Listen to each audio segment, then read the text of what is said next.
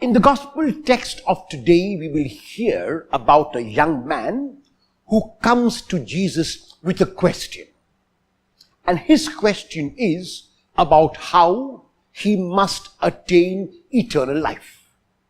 Jesus gives him the standard answer, which is that he must love God and that he must love neighbor. He must follow these commandments if he has to gain eternal life, because everything is summarized in these two commandments. The man, however, wants to go further, and so Jesus takes him further by inviting him to be a disciple, by inviting him to follow, by inviting him to give up whatever he has for the sake of gaining God. The man, however, cannot do that. And the reason why the man cannot do that is because he is attached to his riches. The man does not merely possess what he has, but is possessed by what he has. The man does not simply own what he has, but is owned by what he has. In our world, the rich are getting richer and the poor are getting poorer.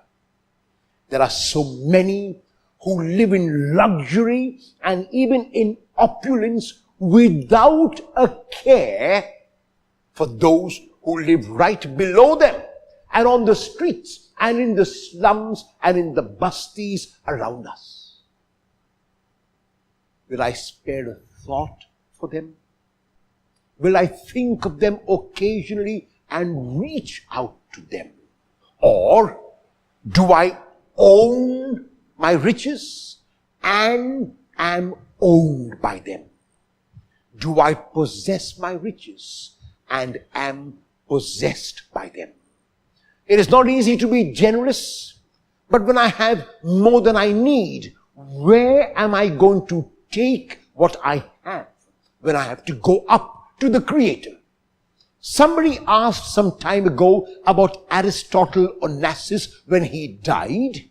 They asked, how much did Aristotle Onassis leave?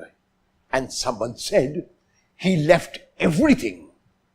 In other words, he couldn't take anything with him, and none of us can take anything with us when we go. Is it possible for me to go to my closet today and look at the things which I have not used for the last 5 years, and to say, if I have not used this for the last 5 years, I am possibly never going to use it, and to give it away? I can assure you that that one act of giving will free your heart from so many encumbrances.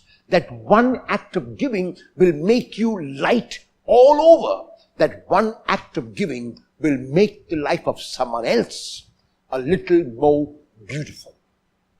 Do I own things, or do things own me? Do I use things, or do things use me?